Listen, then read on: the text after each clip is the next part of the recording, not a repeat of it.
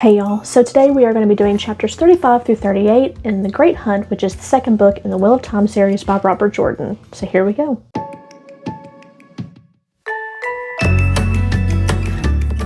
Chapter 35 is Studying Sofu, and in this chapter we learn a little bit more about the Ogier, which was really exciting because you all know that I love Loyal, and I was just really pumped for this chapter as soon as I kind of realized what we were going to be learning about. So we meet Aerith, who is a female Ogier, and we also learn from Loyal that there's something called the longing, which is basically where if an Ogier is away from a setting for too long, they get this longing to come back. So that was pretty interesting.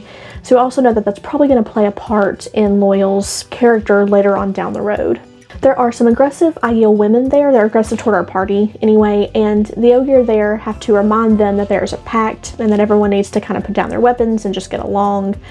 And Aerith is saying that these Aiel women are there for Sung Wood, but Perrin believes that they're actually there looking for the Dragon Reborn, which is not surprising. Ooh, and we learned that Ogier have arranged marriages, which is kind of cute because I feel like there's something there with that. You know, Aerith is very interested in Loyal, and I think it's cute. So I look forward to kind of seeing how this arranged marriage and maybe Aerith kind of plays into Loyal's future.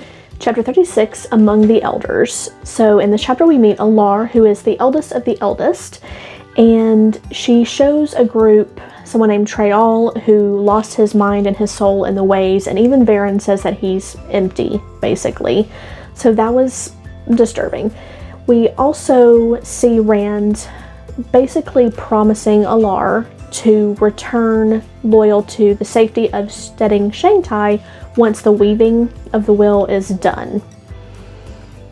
I'm really curious to see what time span we're talking about here, because I know how many books there are in the series, and I'm really curious to see what time frame we're looking at. Like, are all of these books in just a couple years time? Because I'm sure it's not going to be within a year span, but is it going to be over 10 years? Is it going to be over 20? So I'm not really sure if Rand is going to be able to hold up this promise or how long this promise is going to take him.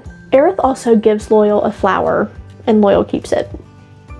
So precious. I love him so much. He's just adorable. Then we go to the Waygate, and the Black Wind is waiting there as well. So they've decided that they're going to use a portal stone, which kind of makes me nervous because I don't think they know how to use those very well, but we'll see. Chapter 37, What Might Be. This chapter was pretty jam-packed, full of things to go over. Varen, she doesn't really know how to use the portal stone, which is not surprising, but she pushes Rand to do it anyway. And of course, something goes wrong. Rand starts to begin to see multiple alternate realities. It was pretty cool. I liked the flickering back and forth between these realities, but they finally end up in Tom and Head, but they've lost 4 months.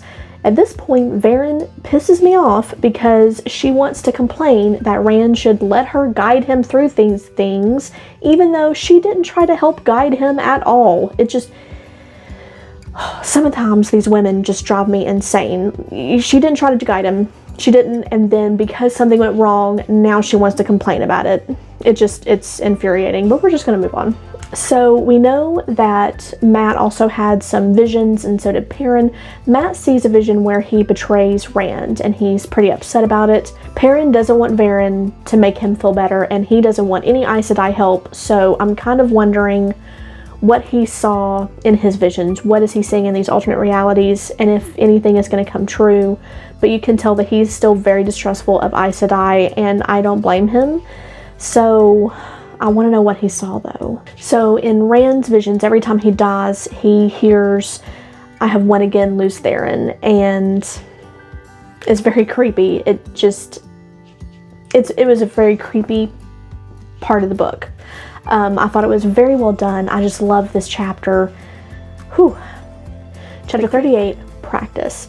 So we're back with the girls in the White Tower. We know that they are hearing rumors of war. We learned that Nynaeve still can't control her temper, bless her heart, and that Egwene is still kind of crushing on Galad, which is pretty funny.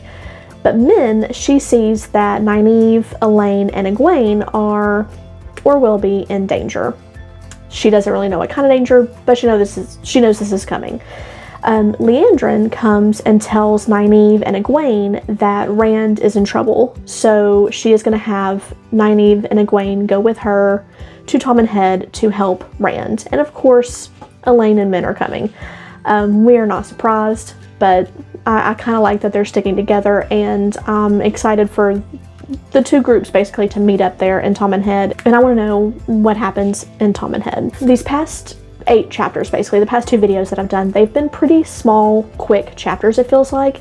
I feel like we're ramping up into something big happening in Tom and Head, and I just can't wait. So we will be picking up, hopefully next week, with the next section of these chapters, and I'll talk to y'all down in the comments. As always, I love it so much, and y'all are as good as gold. Y'all take care. Bye.